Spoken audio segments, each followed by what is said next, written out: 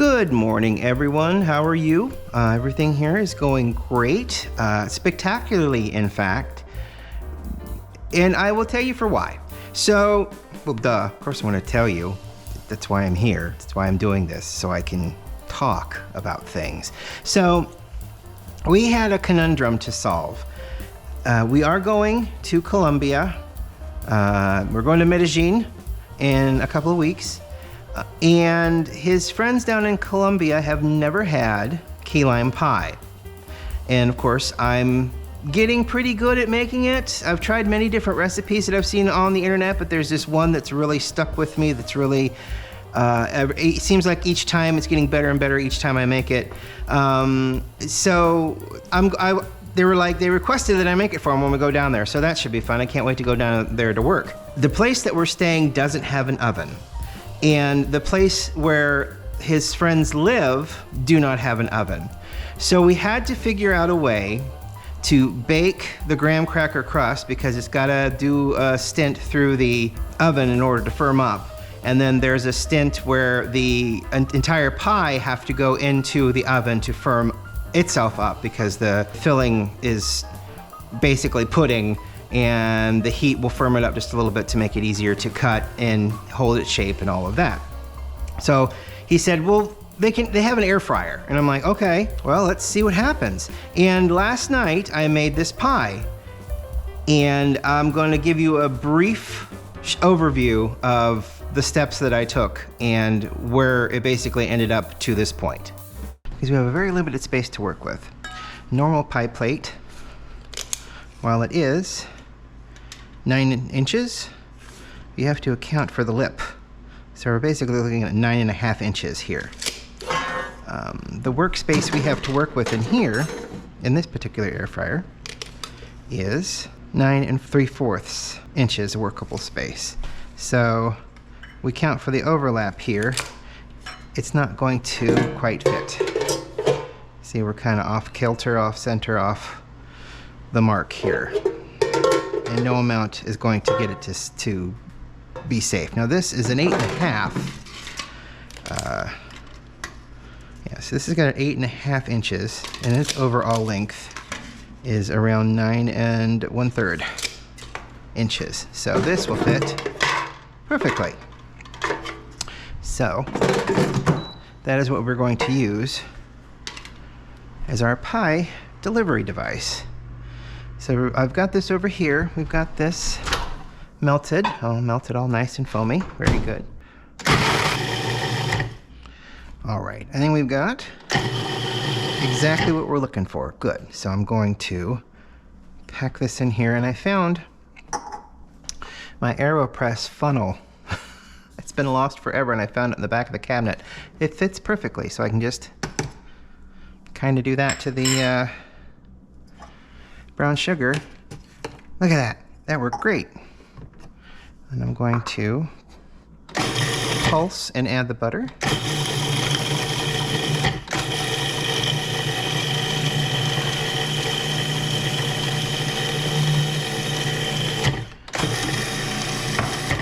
Let's see how that does for us here. All right, let's see what we did. Besides make a mess. Get her down here in the pie plate. It should be nice and pliable. Oh dear. Everything off the bottom here. All our fat kind of went to the bottom. Well, we'll work with it with the fingers anyway. It's quite a bit of graham cracker crust here. This is the first time using it in this way. I've done key lime pies a couple of times, but I've not done it in this manner. So I say do the sides first to see what kind of limes they have down there. If they have nice key limes like that, or I would assume so. Like I said, I like a decently thick bottom. You can kind of see the darker spots here.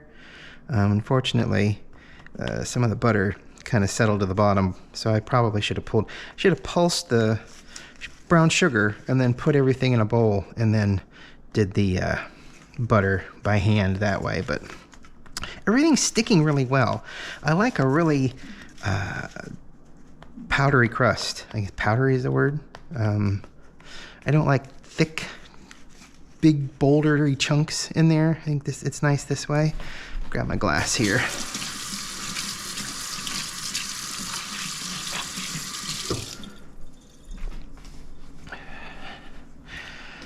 This is all I got.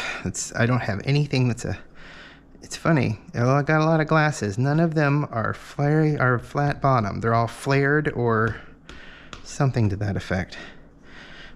Try to get it all in the corners here. It's a nice solid bottom. Like I said, there's nothing wrong with having a little crust, extra crust. I don't think. I like crust. I'm a big fan of crust. All right, put that down. See what I can do with the sides here. Try to even it out. Maybe I'll do less. I don't know. It's a sleeve and a half. I think it calls for like a sleeve, or yeah, a sleeve and 4. So there might be an extra graham cracker in here. But we are working with a smaller pie plate.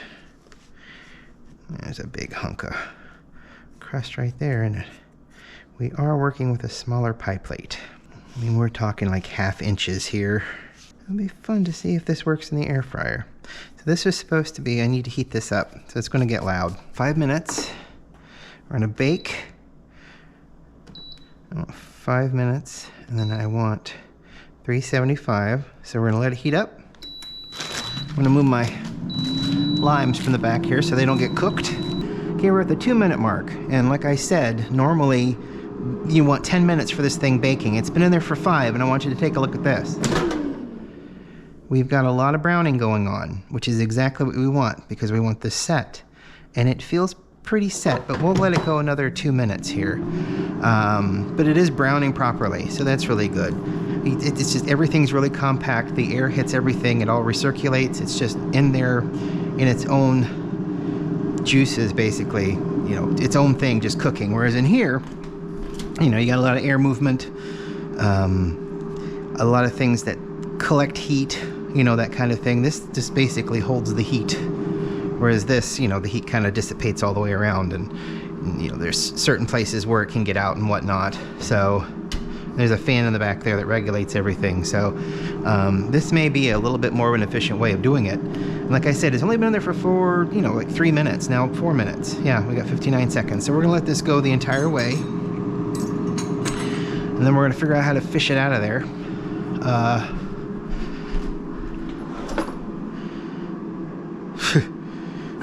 Speaking of, I guess we can use our fish spatula. When I get over there, I got a place set up and ready to go. It's our sweetened condensed milk we're gonna use for the filling, which I probably should have done now, but that's okay. I was more worried about how this crust was gonna turn out than anything else. I know how to do a filling. A filling is easy, more or less. So this is done. We are at our end. I'm gonna let the cycle go. The fan will stop anytime now. There we go. All right. And it even browned just a little bit more. So let's see. There's a little cracking that happened, but I think that might have, I don't know what that has to do with anything really. All right, down, down. Look at that. That worked a treat. Very nice. A little messy in there, but that's okay. So we're going to use that again to set the filling. And it seems like doing it in half worked really, really well. That's very solid. I like the color that I got here. And the browning on the outside, nice and set in the middle. Doesn't feel like it's gonna move. There are some cracks, but I think that this is deep enough to where that's not going to matter. So perfect. All right, so pie crust. The exact amount of everything. I'll put it up here again. The crust was 1.5 cups of graham crackers, which is about 12 whole graham crackers. Yeah, I think there's 10 in a sleeve, so I added 3 additional. So I did 15 graham crackers. 1/3 cup of packed light brown sugar, and 4 tablespoons of unsalted butter, and I didn't change any of that. And I put it in here, again, 5 minutes at 375. The entire 3 minutes went great. And of course, like I said, the reason we're doing it this way is because there are no ovens in any place that we are going. So they're going to have an air fryer. And we're going to try to do it in an air fryer. And I don't think we have to try. I think it'll just work. Look at that. That's pretty cool. So everything turned out incredibly well. I was actually very surprised. I halved the, as you saw, I halved the baking time for the crust in the oven here by half. I kept the temperature the same, and then I halved the time that the entire pie was in there.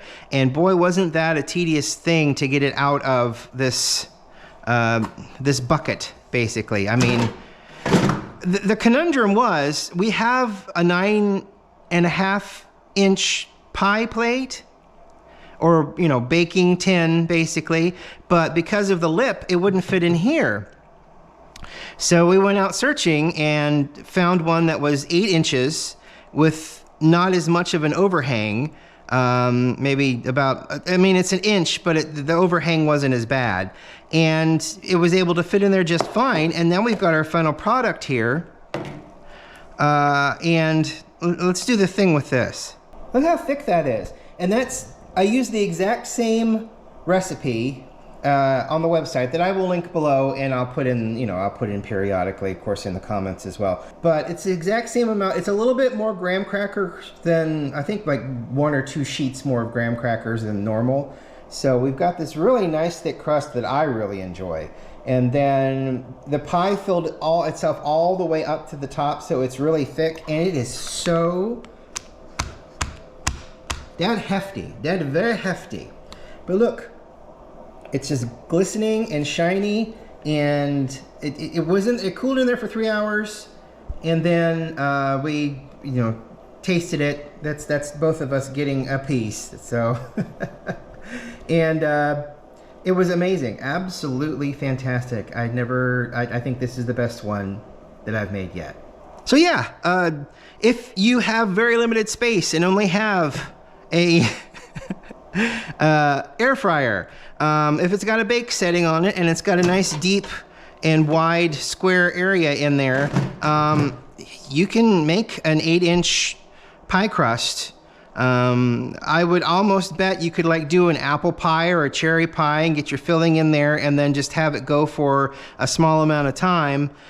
You'd have to watch it. This is definitely something you have to watch constantly, because I've had chicken nuggets, I've had tater tots, I've had sweet potato puffs, I've had a lot of different things that I've put in there, and I've checked on it, and then 2 minutes later I've checked on it again and they burnt to a crisp. So it is very fast, and so you have the time. That seemed to work out for this pie crust. So I'm very proud, I'm very excited, and I think that this is great, and I'm going to cut me a piece. There you go. So one of the, and you kind of saw in the video, one of the tense moments was getting this completed hot as hell pie out of the whole bucket there. That was really, really, really tense and aggravating. 2 spatulas. So let's get this on here.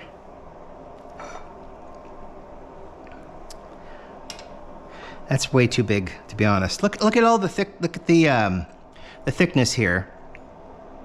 It is getting a little wet down there, and that's one of the warnings with this pie recipe, is that you want to serve it immediately, because, you know, this is going to soak up all the moisture that's coming out as it ages. So some of that's butter as well. I put the correct amount of butter in, and everything seemed to work out just fine. But look at that.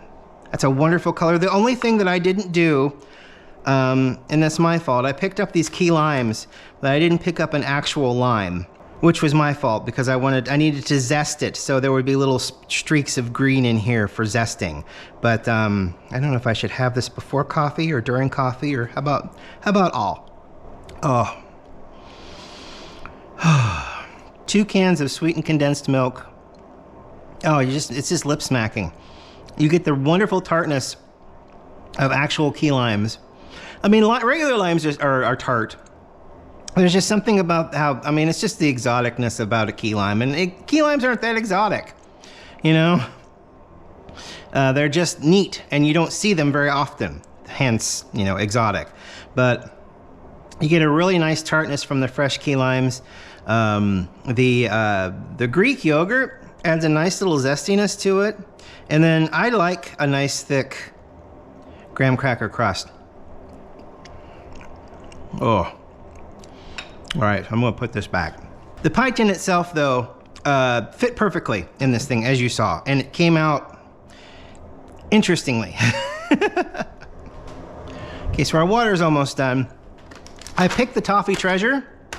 I know I should have picked the key lime, so I did.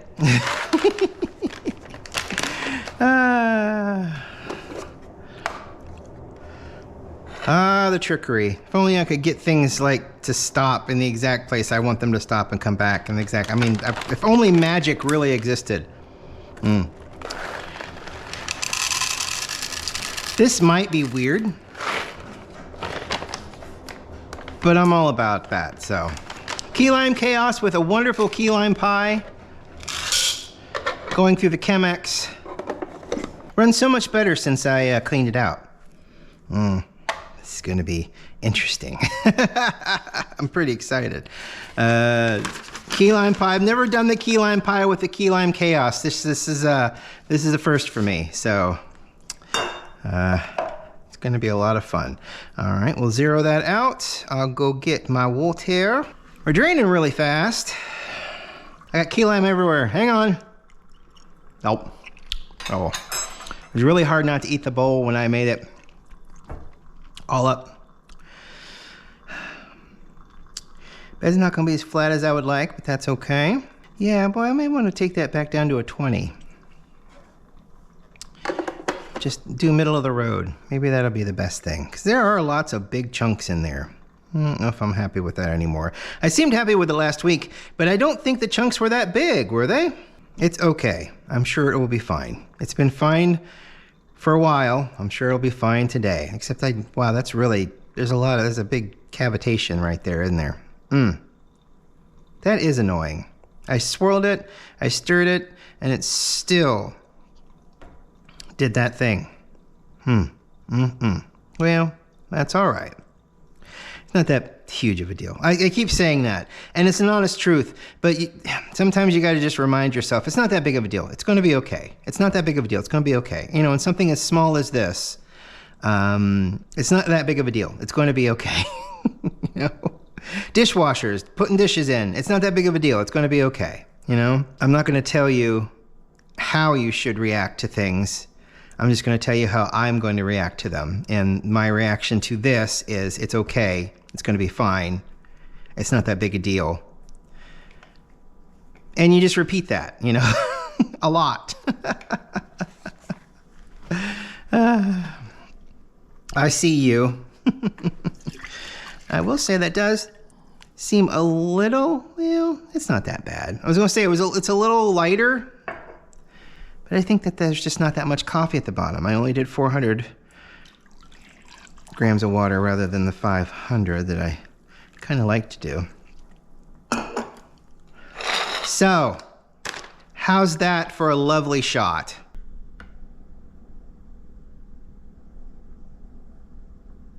The things we do for things that we want to do. Okay. Let's see. How should I do this? Let's do a sip of coffee first. Yeah. Oh, wow. Okay. Since I've already had sweet in my mouth, any key liminess has gone away from that coffee.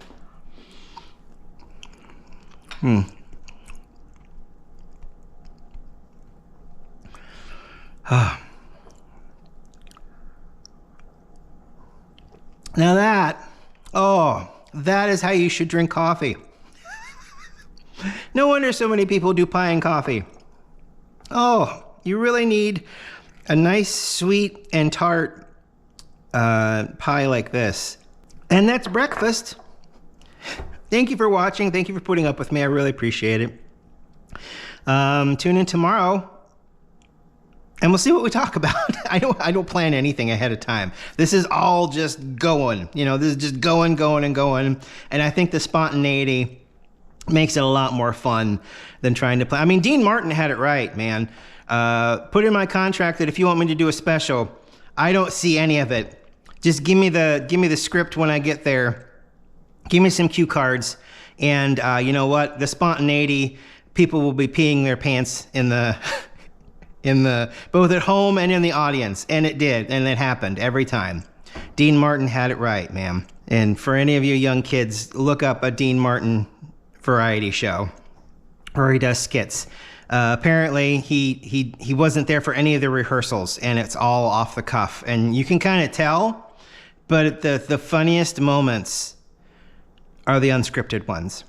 So the jokes are great, but there are some very, very, very iconic and funny moments that happen because he can't control his laughter because it's so funny. And I think that's probably the biggest thrill, is to make someone like Dean Martin laugh. You know, I think that's huge. Thanks for watching. I appreciate every single one of you, and we will talk to you tomorrow. Bye.